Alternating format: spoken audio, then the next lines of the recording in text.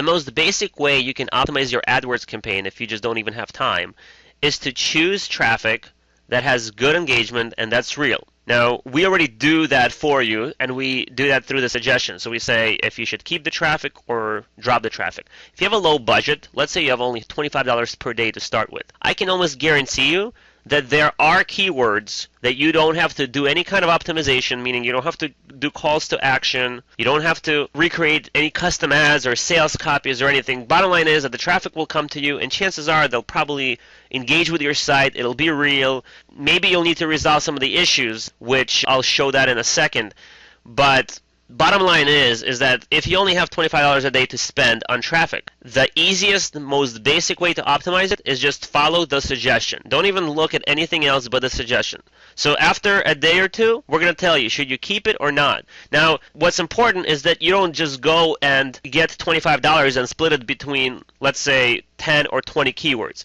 You can do one keyword, which is very competitive, or do 5 at most. Do not do more than 5 keywords because it's going to be just split all over the place. Of course, if you do 5 keywords which get very little traffic, that won't even make sense because it's very hard to track that. But some good keyword, like an okay keyword, and you can take it, 1 or 2 keywords at a time and basically pay for it and then see what the results are. So if we're going to say, look, you should keep it, then most likely you should be getting sales and you should see conversions. Now, if we say drop it or we say optimize it, just drop it. If you don't want to optimize it, you don't have time for it, just keep dropping them until you end up with keywords that we tell you to keep. Now, the other thing is when we tell you, hey, you should keep this keyword, but then you're saying, okay, well, let me see how many orders I got for it, and you go here and it says, well, you have no orders, you have no customers, you have no calls, no emails, you have nothing, and we're telling you to keep it, you're going to say, well, why the hell am I keeping it?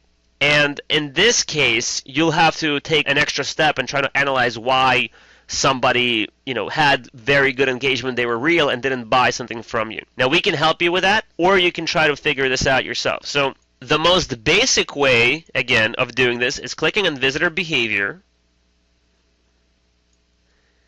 and then you're going to click on details. So you're going to ignore everything that's here, but you're just going to press details, and you're only going to read this column here, which is issues. What we do with issues is we track different engagement to see why we think they didn't place an order. And in this case, we're saying that this particular visitor, he was browsing for about 2 minutes. He was looking for a 15-inch diameter, punched in his car, found the product he was looking for, but didn't buy it. So what is the problem? So we said that the problem might be that your product selection is not great because he spent less than 20 seconds on the product, and chances are if it's less than 20 seconds, then he wasn't really interested in it. In this case, we're saying that you have a problem with a price in the sales copy. So why would we do that? Because he went to the product and he spent about 1.5 minutes on this one and on this one, and he may have been engaging with your sales copy, which I believe on this website there's not a lot of it. He didn't engage with it. Now you could then double click on one of these page views to see a screenshot, and again, I'm going through a different tutorial, and actually what you see here is this person actually did engage with a site because this is not an e-commerce site, it's a quote site. So in this case, he actually filled out a quote, and the reason why we're not triggering it as a conversion because the quote is not being used through us. They have their own custom quote enabled. But the point is that the most basic way to do your optimization is to make sure that we tell you keep the word, and if you are keeping the word and you're not seeing any sales, then there is a bigger problem that has nothing to do with traffic quality. It has to do something with your website. And to identify that problem, you click on visitors, it takes you here, you can click on details, and you can see what the issues are.